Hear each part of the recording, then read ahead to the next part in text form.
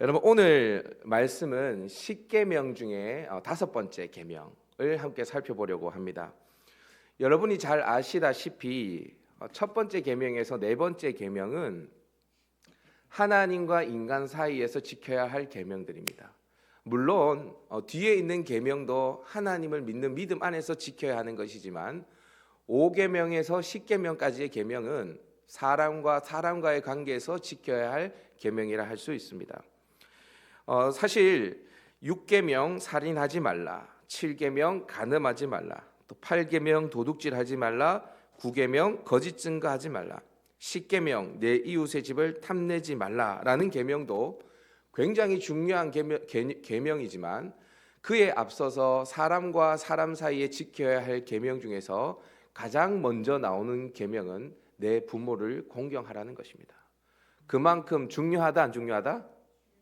중요하다는 거예요. 사람과 사람과의 지켜야 될 계명 중에서 부모를 공경하는 것은 굉장히 중요하다라는 거예요. 여러분들에게 한번 질문해 보겠습니다. 여러분들은 부모를 공경하고 계십니까? 아니면 공경하셨습니까? 어떠세요? 선뜻 뭐라고 대답하기가 좀 그렇죠. 부모를 공경하는 것 같기도 하고 안 한 것 같기도 하고. 부모님이 세상을 떠나고 나면 좀 부모님께 내가 이렇게 할 걸, 잘해드릴 걸, 그렇게 후회하는 자식들이 있을까요, 없을까요? 대부분 그렇게 후회합니다. 저희 아버지가 인생이 정말 힘들고 어려우면 꼭 찾아가는 곳이 있어요. 그게 어디냐면 저희 할머니 무덤입니다. 여기 남천의 장미공원에 있어요. 어느 날 굉장히 아버지가 힘든 일이 있을 때에 아버지가 연락이 안 된다 하길래 제가 금요 성령 집회 그때 시간이었는데요. 금요 성령 기도의 시간에 급히 차를 몰고 남천에 있는 장미공원에 밤 한 11시쯤 되어졌을 때 가봤습니다. 거기 계시더라고요. 그래서 아버지를 꼭 안아드렸습니다. 여러분 자식들 중에 나 이만큼 부모님한테 했으니까 나는 부모한테 효도했어요, 당당하게 말할 수 있는 사람이 있을까요? 없죠. 여러분 그러면 여러분들께 이렇게 한번 질문해 보겠습니다. 여러분 부모를 공경하는 것은 쉬울까요? 어려울까요? 쉬워요? 어려워요? 쉬울 것 같기도 하고, 왜냐하면 내 부모를 내가 공경하는데 그게 뭐가 어려워요. 그런데 곰곰이 생각해 보면 참 어려운 것 같기도 합니다. 이게 무자르듯이 딱 어떻게 말하기가 힘들어요. 그렇죠? 여러분 사실 부모와 자식의 관계는 인간관계에 있어서 가장 기초적인 관계라 할 수 있죠. 우리가 세상에서 태어나서 가장 먼저 만나는 존재는 부모입니다. 그 누구보다 사랑을 주고받아야 할 관계이기도 하고 가장 많은 영향을 받는 관계이기도 하죠. 근데 여러분 그거 아십니까? 이 세상에서 가장 친밀하고 사랑하는 사람이 부모여야 하는 것은 맞는데 어쩌면 가장 많은 상처와 고통을 준 사람도 부모일 수 있습니다. 그래서 부모와 자식의 관계는 제가 이렇게 이야기하는데 애증의 관계라 할 수 있어요. 양면성을 가지고 있죠. 너무 사랑하지만 너무나 미운 이 부모와 자식 간의 관계. 이 관계에 대해서 김창옥 교수라는 사람이 자신의 이야기를 하는 장면이 있어서 그것을 영상으로 잠시 보고 오려고 합니다. 잠시 보고 오시죠. 아버지한테 돈을 드렸더니 윷놀이로 사회에 환원을 하셨어요. 소리를 좀 더 키워주세요. 그리고는 이제 엄마하고 중학생 애들이 하는 욕을 서로 하시면서 다투시더라고요. 뭐 이런 시베리아, 뭐 넌 개나리다, 뭐 이런 겨울에 꽃 나오고 난리가 아니에요, 집안. 그래서 우리 아버지는 돈 드리면 안 된다. 안 드렸어요. 그래서 어느 날 제주도에서 전화가 왔어요. 여보세요? 그랬더니 제주도에 어떤 치과래요. 강연 의뢰하십니까? 그랬더니 그게 아니고요. 아버지가 누구누구씨 맞죠? 저희 아버지인데 왜 그러세요? 저희 아버지가 임플란트하고 신경치료를 받으러 오셨는데 돈을 저한테 낼 수 있냐고 물어보라고 그래가지고 전화를 했다는 거예요. 제가 참, 아유 참 자식이 6인데 n분의 1을 해야지. 아버지랑 친하지도 않은데 얼마입니까? 그랬더니 임플란트를 수입 재료로 하시고 싶어 하신대요. 그리고 씌우는 건 금으로 씌우시고 싶어 하신대요. 돈이 꽤 많이 나왔는데 저보고 낼 거니요. 예, 제가 할게요. 잘 부탁드립니다. 하고 전화를 딱 끊으려는데, 그런데요, 할아버지가 전화 받고 달래요. 예? 저희 아버지 귀 안 들리는데? 아, 모르겠어요. 할아버지가 옆에서 계속 전화 받고 그러는데 어떻게 하실 거예요? 아버지하고 저하고 통화해 본 적이 한 번도 없잖아요. 귀가 안 들리시는데. 그래서 이게 또 뭐야 이게. 바꿔주세요. 근데 정말 아버지가 전화를 받으시는 거예요. 전화를 받더니 저한테 이러는 거예요. 막둥이냐? 아버지다! 미안하다.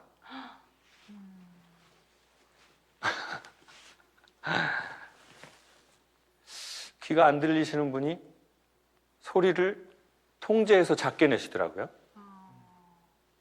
진짜 미안한 거죠. 아, 참 진짜. 아버지, 미안하다고 하지 마세요. 돈 내라고 하세요. 노동일해서 힘들게 키웠으니까. 근데 전 언젠간 아버지가 저한테 미안하다고 해야 된다고 생각한 것 같아요. 내가 결혼을 안 하려고 한 이유도 아버지. 내가 애를 낳고 싶지 않았던 이유도 아버지. 가정이 어색한 것도 아버지. 이건 전부 아버지 때문이야. 그러니까 언젠간 아버지는 나한테, 자식들한테 미안하다고 하셔야 돼. 근데 그 아버지가 미안하다고 하는데 기분이 좋은 게 아니라, 아이고,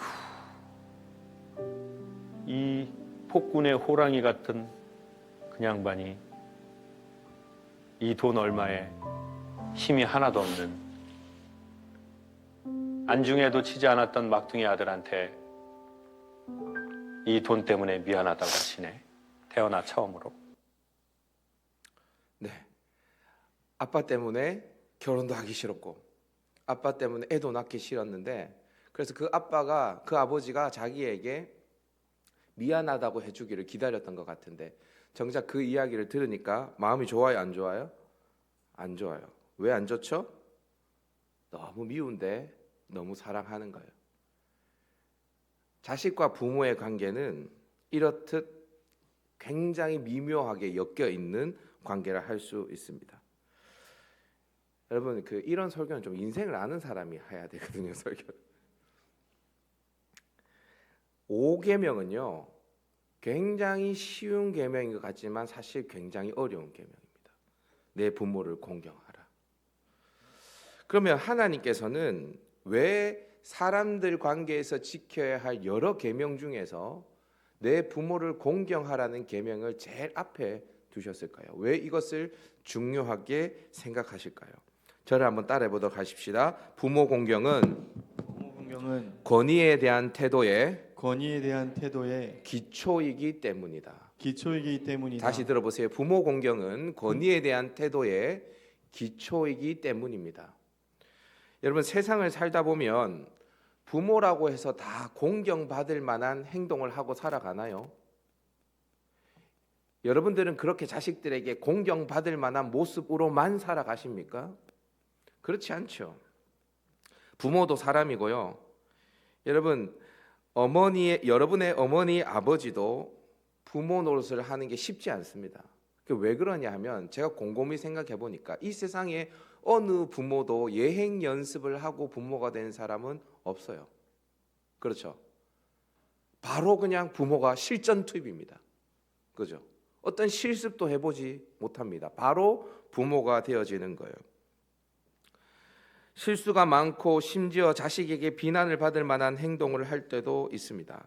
간혹 자녀들에게 본이 되는 부모들도 있지만 사실 많은 부모들은 그렇게 본이 되는 삶을 살지 못할 때도 많습니다.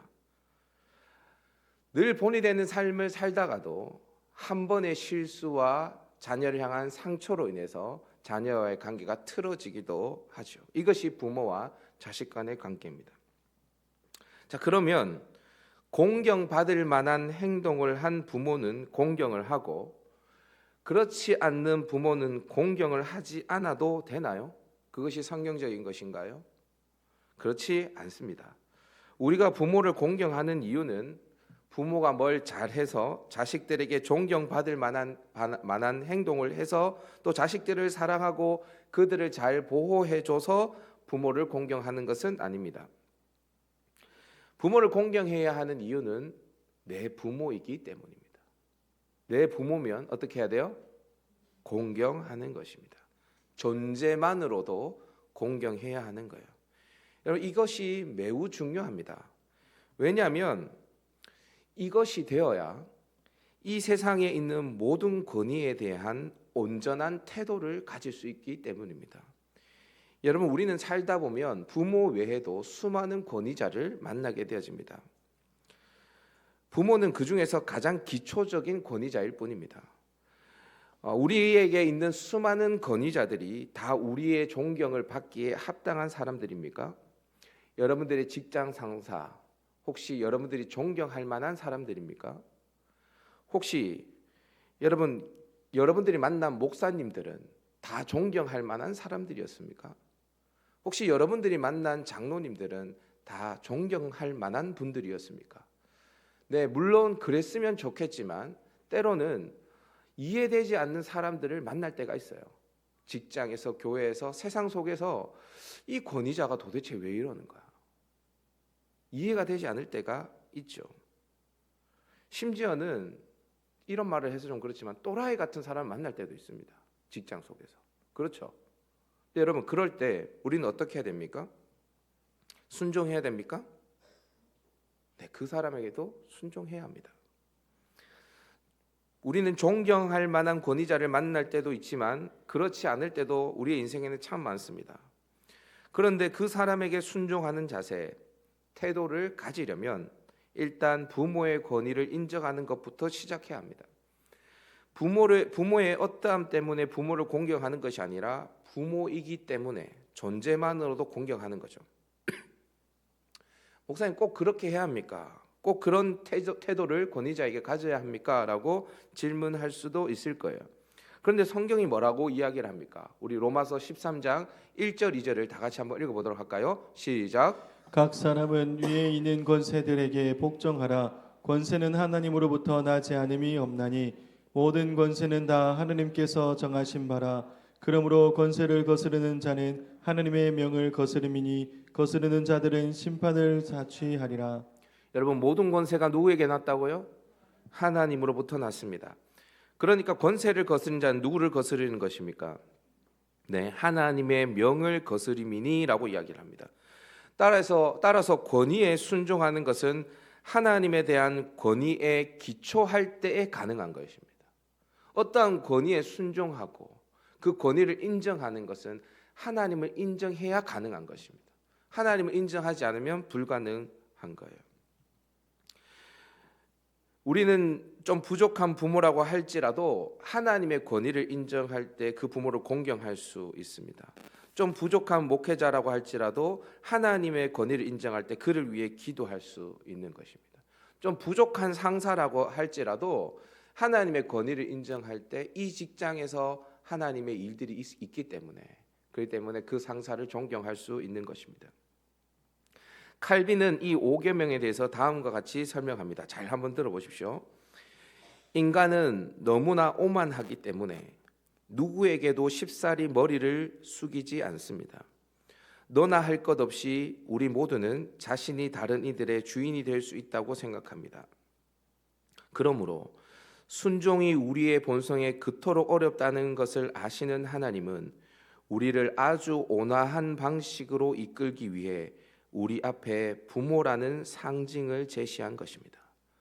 그러니까 우리가 그만큼 교만하다는 거예요. 누군가에게 머리 숙이는 거 잘 못한다는 거예요.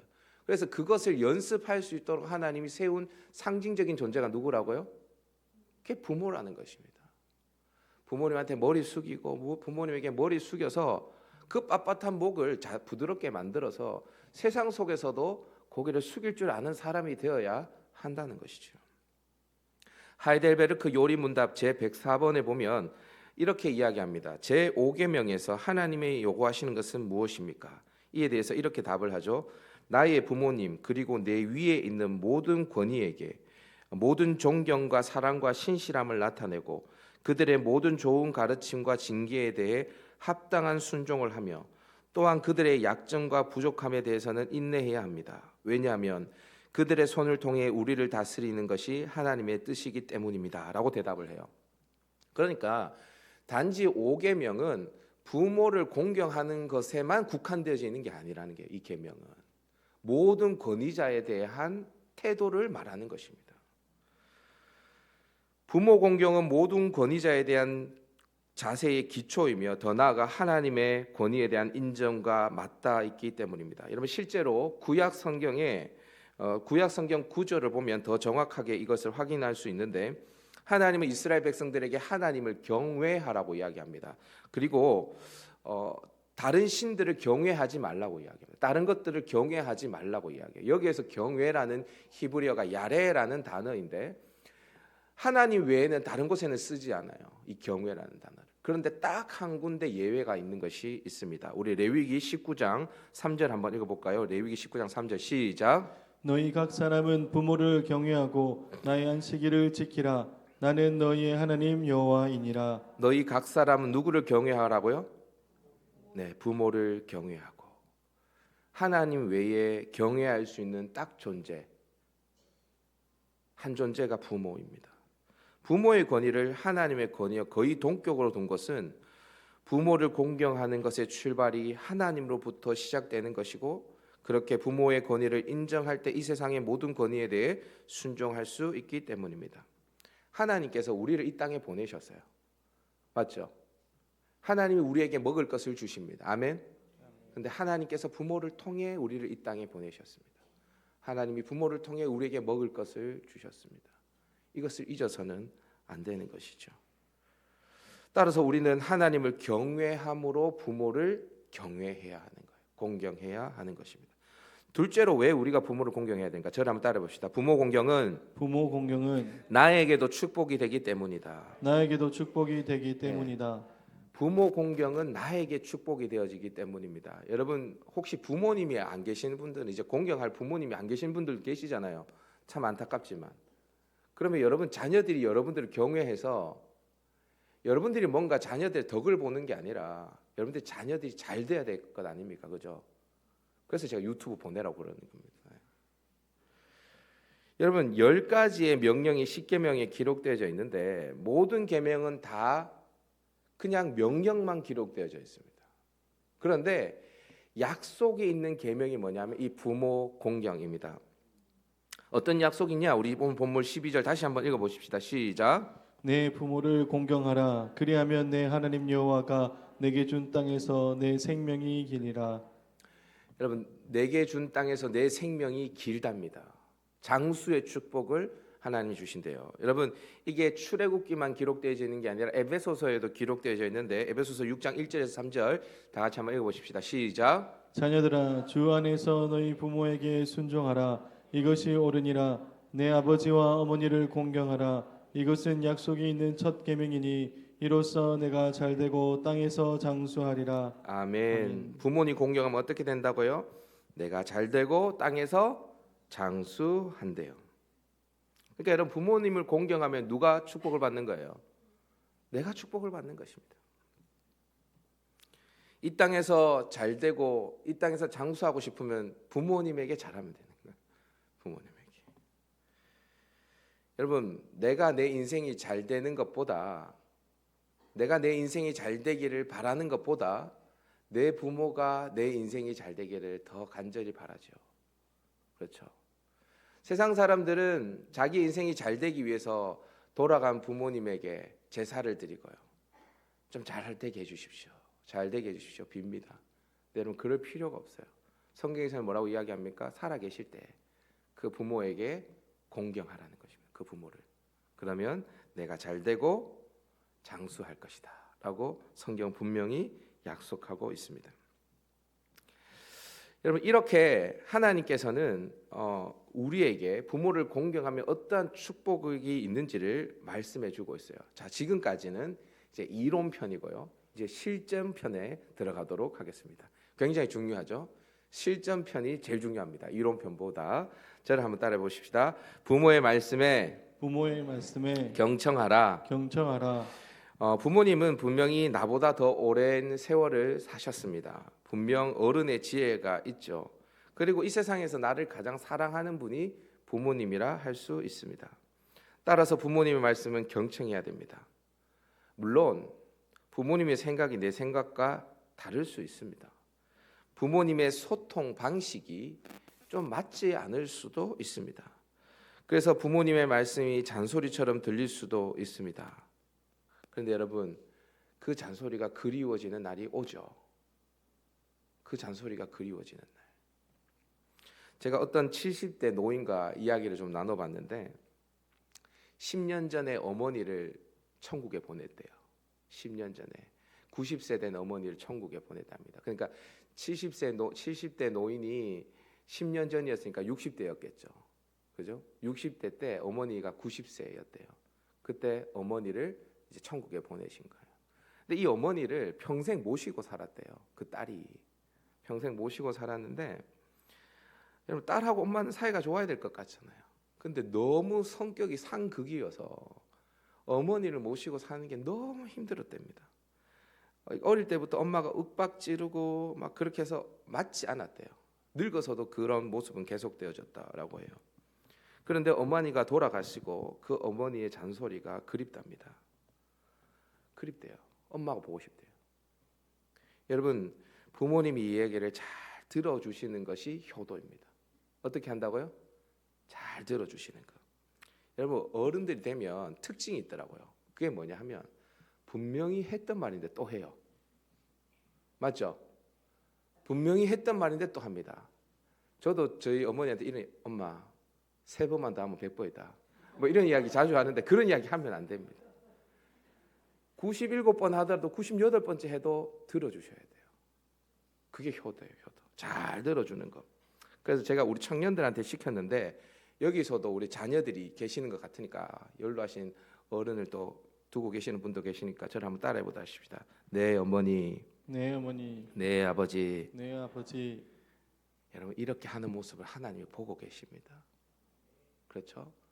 다시 한번 해봅시다. 네 어머니, 네 아버지. 여러분 이 네 어머니, 네 아버지를 부모가 공경이 안 되면 하나님 생각하면서 하셔야 돼요. 그래서 부모님 이야기를 들어드리고 또 들어야 돼요. 또 구체적으로 어떻게 부모를 공경해야 되는가? 제가 우리 청년들에게 이거 가르친 거니까 저를 한번 따라해 보십시다. 물질로 부모님을 섬겨라. 뭐니 해도 머니가 최고죠. 돈. 이게 돈이 아닙니다. 여러분 요즘에 캥거루족이 늘어난대요. 캥거루족. 이 캥거루족이 뭐냐 하면 30대, 40대가 되어도 자립하지 못하고 부모님의 도움을 받고 살아가는 인생을 캥거루족이라고 이야기를 합니다. 40이 넘어서도 40대가 되어졌는데도 부모님의 용돈을 받아야 살고 심지어는 결혼을 했음에도 불구하고 생활비를 부모님에게 받아 쓰는 40대가 요즘에 많대요.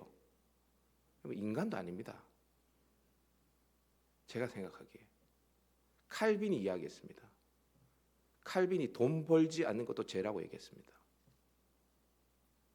그 죄예요, 죄. 그렇게 여러분 자녀들 키우면 안 되거든요. 자립을 먼저 해야 됩니다, 자식들이. 그리고 난 다음에 뭘 해야 되냐? 부모님 도와드려야 돼요. 여러분 부모님이 우리에게 자녀들에게 도움을 받고 싶겠습니까? 자녀들 도와주고 싶겠습니까? 여러분 부모님이잖아요. 다 어때요? 도와주고 싶죠. 여러분 한번 질문해 보겠습니다.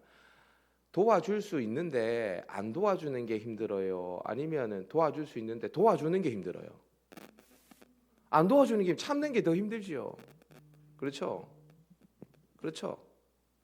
저희 아들 혜준이가 마가렛 사달라 할 때 마가렛 사주는 게 쉽지 이 마가리 계속 먹으면 건강이 안 좋아지는데 하면서 안 사주는 게 더 힘들어요, 아빠가.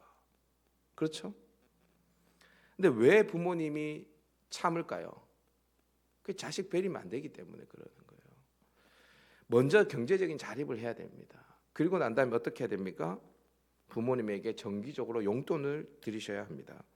구약 성경을 보면 하나님과 이스라엘의 관계를 아버지와 자식 관계로 많이 표현하는데 말라기서를 보면 하나님이 이스라엘 향해서 이렇게 이야기합니다. 내가 네 아버지일진데 나를 공경함이 어디 있느냐. 하나님이 이스라엘에게 뭐라고 이야기한다고요? 내가 뭐라고요? 아버지래요. 그러면 이스라엘은요? 아들이나 딸이겠죠. 자식이겠죠. 그런데 하나님이 내가 네 아버지다라고 이야기를 하고 난 다음에 하나님이 이스라엘 백성들에게 11조를 요구하십니다. 여러분 물론 이 11조는 돈을 상징하는 것은 아닙니다. 하나님이 그들의 마음을 받고 싶은 것이죠. 근데 여러분 이거를 좀 속되게 표현하면 아버지가 아들한테 야, 나 매달 용돈 주라 이렇게 이야기하는 겁니다.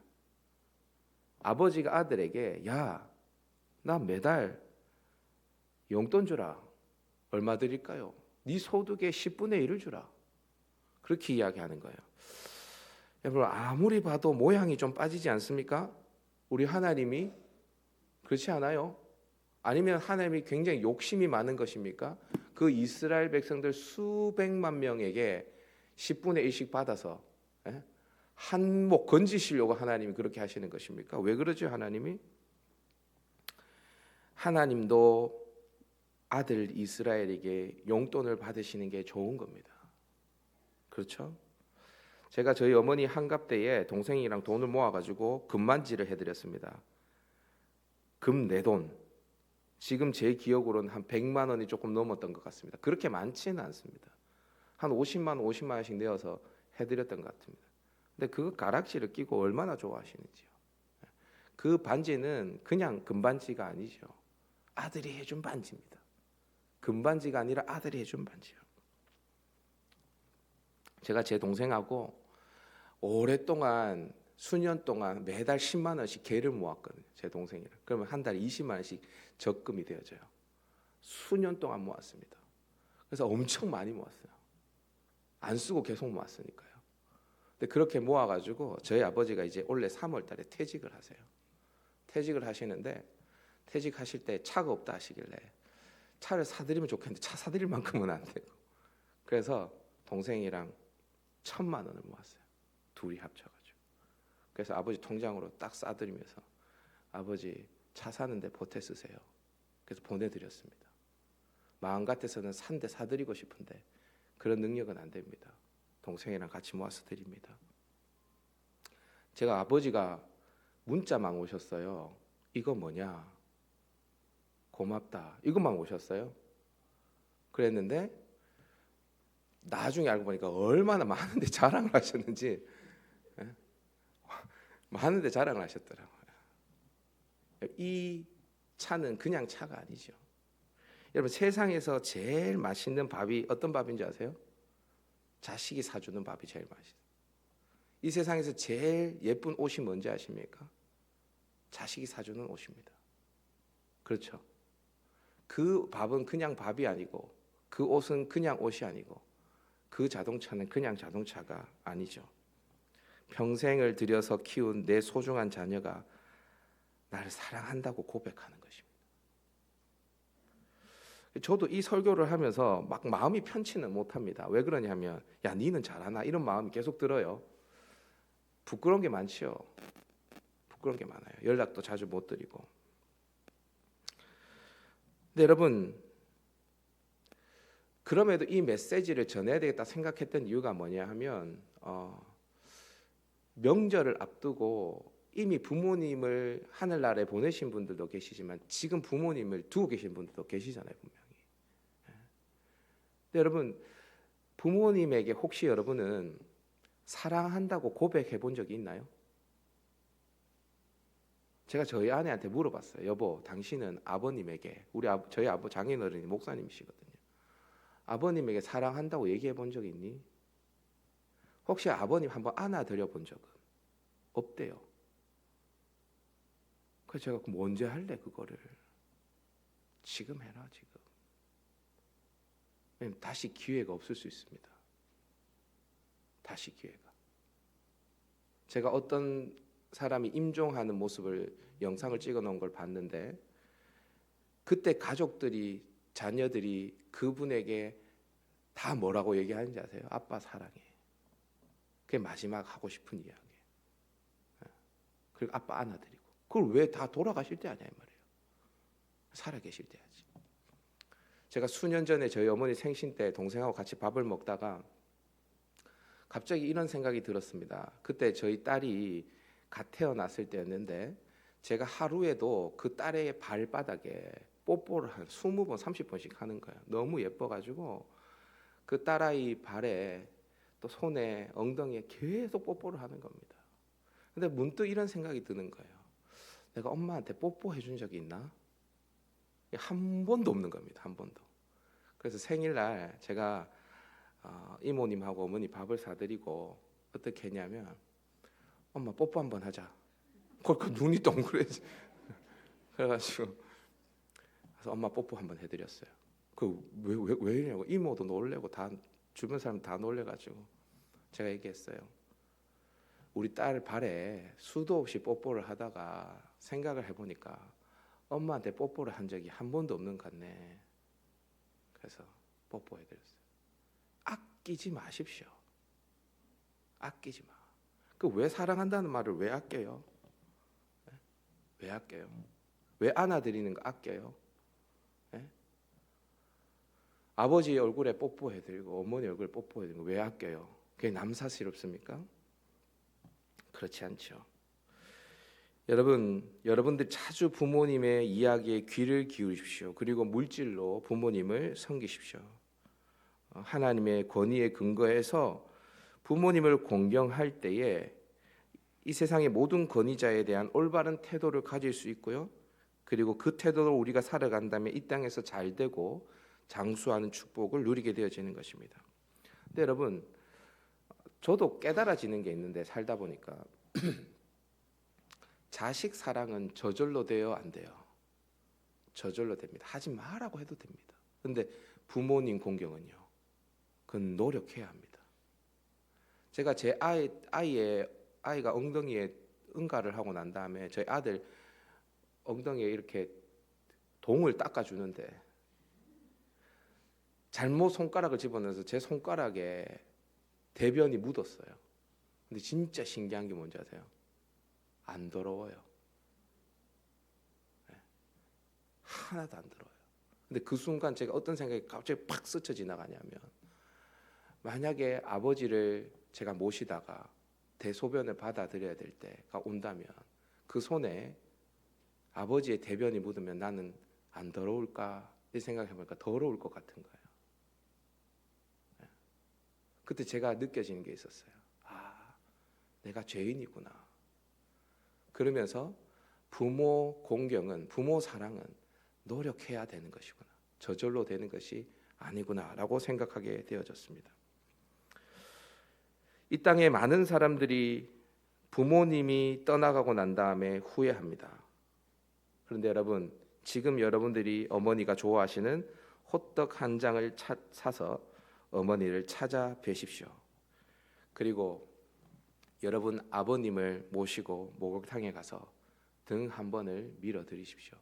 제가 여기 리버스퀘어 목욕탕에 자주 가는데 새벽마다 가면요, 제가 좋아하는 광경이 하나 있습니다. 그게 뭐냐면 한 60대 정도 되는 아저씨가 한 80대 후반 정도 되는 아버님을 부축해서 늘 목욕탕에 들어오세요. 그런데 들어오실 때 뭐라 그랬나, 이렇게 노인들이 이렇게 짚을 수 있는 그런 것들을 가지고 들어오십니다. 그래서 탕에 들어갈 때 이렇게 잡아드리고 나오시면 거기에 앉혀서 몸을 씻겨드려요. 너무 보기가 좋더라고요. 그때 제 마음속에 그런 생각이 들었어요. 아, 우리 아버지 등을 내가 밀어준 적이 있는가? 한 번도 없더라고요. 여러분, 그거 하십시오. 지금 후회하지 마시고. 이번 명절에 부모님에게 찾아가셔서 엄마 사랑해, 아빠 사랑해 한 말씀 하시고, 그리고 그 입술에 뽀뽀도 한번 해주시고 한번 안아줄 수 있는 우리 귀한 성도들 될 수 있기를 바랍니다.